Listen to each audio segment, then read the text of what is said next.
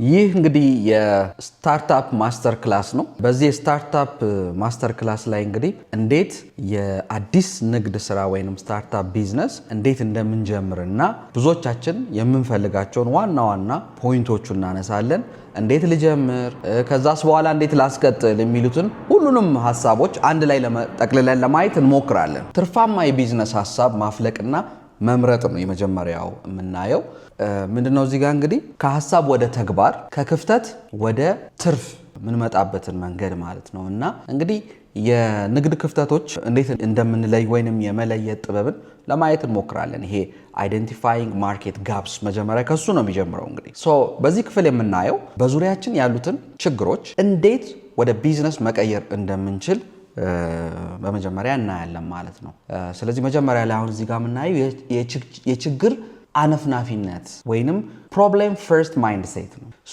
ምንጊዜም ንግድ የሚጀምረው ከችግር ነው። ከችግሮች ተነስተን ለምንሰጣቸው የመፍትሄ ሀሳቦች ነው ቢዝነስ ብለን የምንጠራው።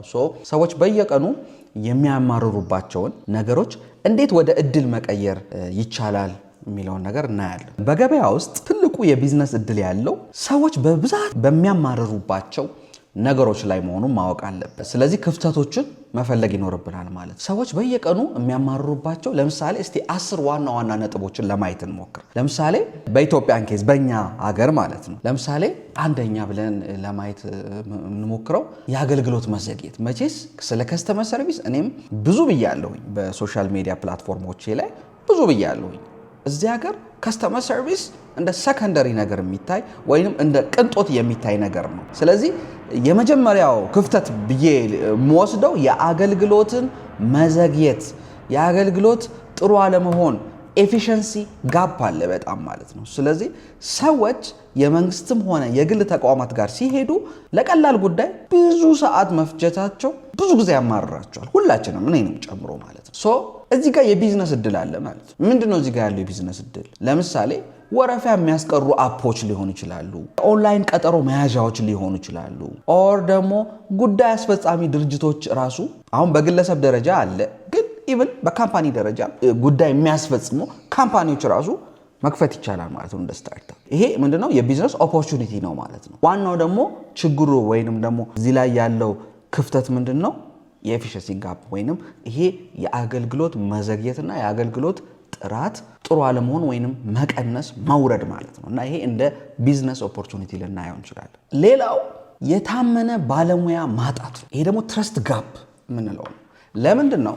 ብዙ ጊዜ አይተን ከሆነ ብዙ ሙያዎች ላይ ያሉ ሰዎች የምንፈልገውን ያህል እምነት አናገኝባቸው። ምክንያቱም በቃላቸው አይገኙም፣ ፕላስ የሚሰሩት ስራ ጥራት የለውም።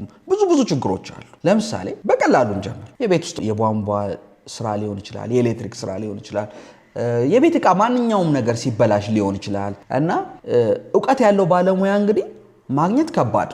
ብዙ ጊዜ የምንከተለው ትሬንድ ምንድን ነው? በሰዎች ነው።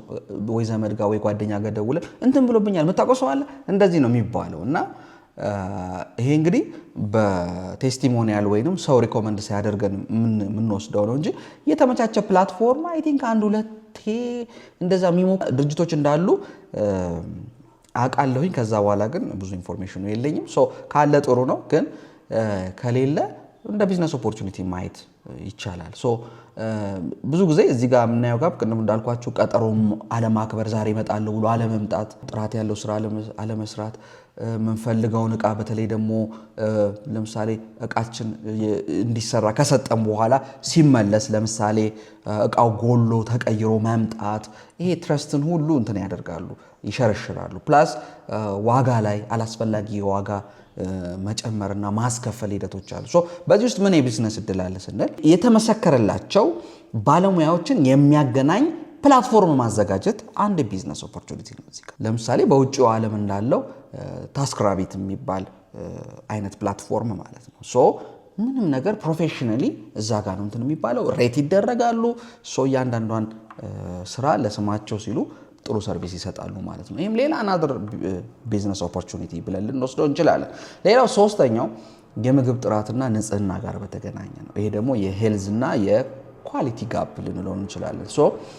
ይሄ ምንድነው? እዚህ ጋር የምንበላው ነገር ሁሉ ተበረዘ፣ ጤናማ አይደለም፣ ንጽህናው በውል አይታወቅም የሚለው ስጋት በከተማ ነዋሪዎች ዘንድ ሰፊ ነው ወይንም የተለመደ የሆነ መጥቷል። ሰዎች ሲታመሙ አሁን በቅርቡ ራሱ እኔ ትላንትና በጣም ታሞ 4-5 አይነት መድኃኒት የታዘዘለት የቅርብ ሰው አውቃለሁኝ በምግብ መመረዝ ማለት ነው። ሶ እንደዚህ አይነት ችግሮችና መማረሮች አሉ ህብረተሰቡ ውስጥ። ይህንንም እንደ ሌላ ቢዝነስ እድል አድርገን መውሰድ እንችላለን።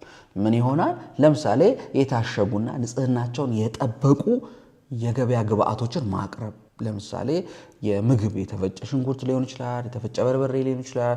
በብራንድ በደንብ እያዘጋጁ በጥራት የማቅረብ ሁኔታ ማለት ነው። ሶ ይሄ ከብክለትና ብዙ ስቶክ ከማድረግ ጋር የተያያዙ ችግሮችን በተወሰነ መልኩም ሶልቭ ያደርጋል። እንደ ቢዝነስ ኦፖርቹኒቲ ልናየው እንችላለን። አራተኛው የትራንስፖርትና የዴሊቨሪ እንግልት ነው። እሱ እንግዲህ ያው የሎጂስቲክ ጋፕ የምንለው ነው። ይሄ እንግዲህ የተለመደ ነው። እንደምናውቀው የትራንስፖርት በጣም ችግር አለ፣ የዴሊቨሪም ችግር አለ። ዴሊቨሪ ሲደረግ ያለው የጥራት ችግር አለ።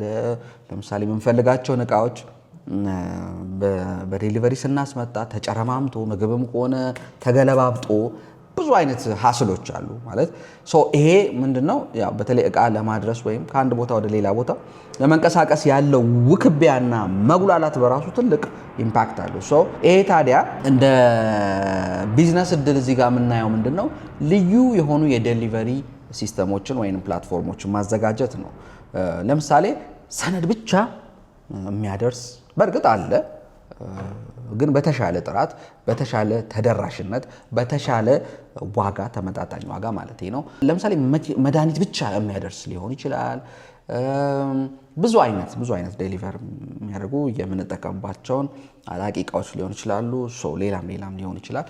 በእርግጥ አሉ የሚሰሩ ካምፓኒዎች። አሁንም ግን ብዙ ያልተሄደባቸውም እና ደግሞ ዘዋኔ ኖን ሆነው ብቸኛ ሆነው ደግሞ የዋጋም የምንም ሞኖፖሊ የሚይዙ አሉ። ይሄን እንደ አማራጭም መስራት የሚቻልበት አጋጣሚ አለ።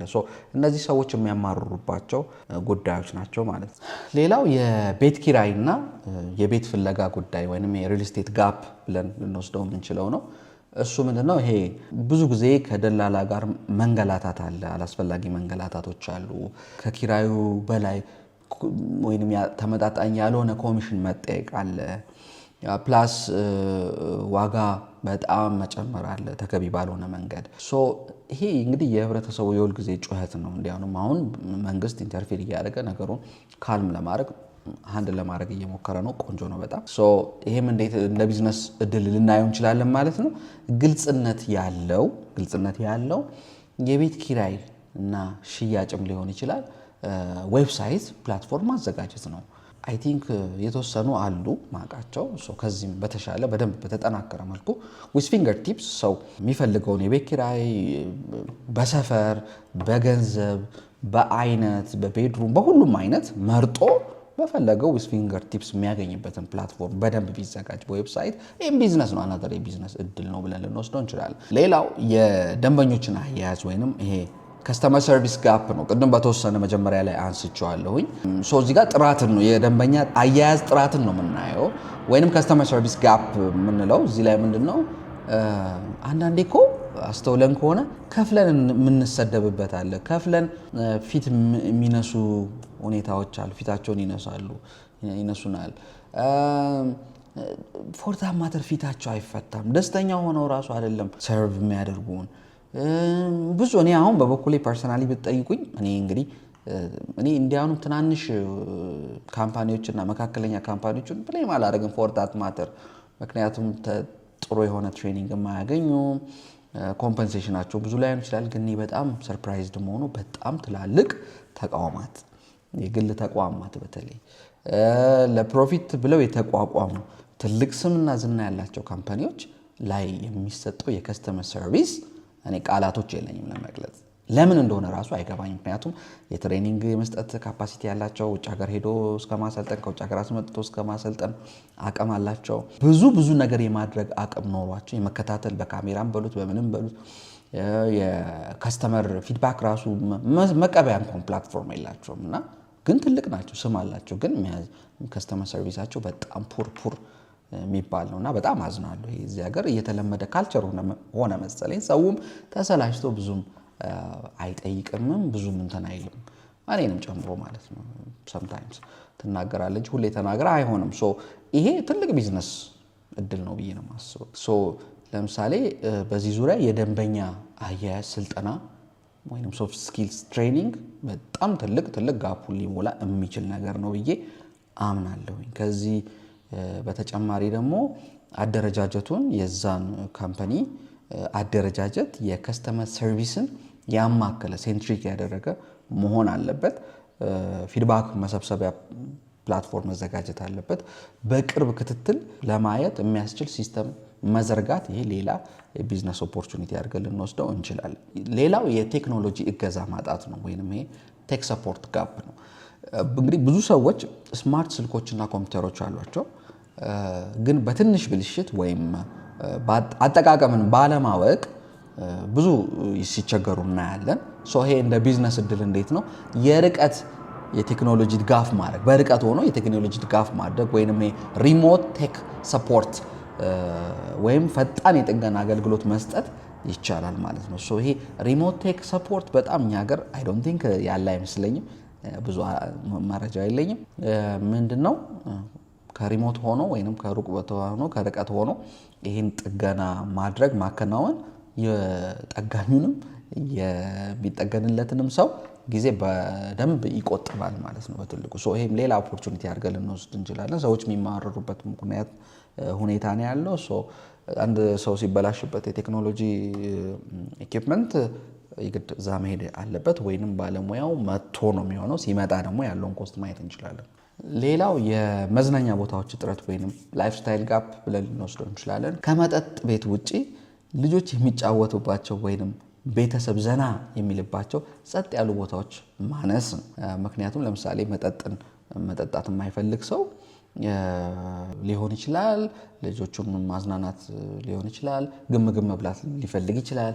ምግብ ያለበት አብዛኛው ቦታ ላይ መጠጥ ይኖራል ወይ በካይ ድምጾች ይኖራሉ። አብሮ ያለመጣጣም ነገር አለ። ቤተሰብ አዋቂ ወይንም ፓረንቶች ለመዝናናት ሲሄዱ ልጆቻቸውን ይዘው ሲሄዱ የነሱን ያማከለ ግን ልጆቹን ያላማከለ ይሆናል። ልጆቹን ሲያማከለ ደግሞ እነሱን ያላማከለ ይሆናል። ይሄ ትልቅ ቢዝነስ ኦፖርቹኒቲ ያለው ብዬ አስባለሁ። እንደዚህ አይነት ከአልኮል ፍሪ የሆኑ በጣም ሁሉንም አይነት አቅርቦት ያላቸው የምግብ አቅርቦት ያላቸው ግን የልጆች ደግሞ አንድ ላይ መጫወቻና ማቆያ ያላቸው አንድ ላይ ፕላትፎርሞች ደግሞ እንትን ቢሉ በጣም የተሻለ ነገር ይኖራቸዋል። ይሄ አንዱ ሌላ እንትን ነው፣ እኔም ፐርሰናሊ የሚያጋጥመኝ ነገር ነው።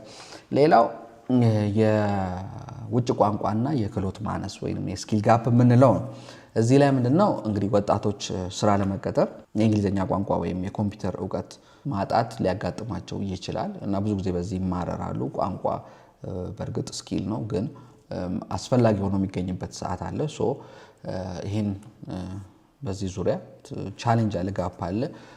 የኮምፒውተር እውቀትም እንደዛ ነው። ብዙ ከባድ ሆኖ ሳይሆን ሁኔታዎች አለመመቻቸታቸው ማለት ነው። ስለዚህ ከዚህ ጋር ተያይዞ እንደ ቢዝነስ እድል ልንወስድ እንችላለን ማለት ነው። ለምሳሌ እኛ የምናደርገው ቢንግ አካዳሚ የሚያደርገው ምንድነው?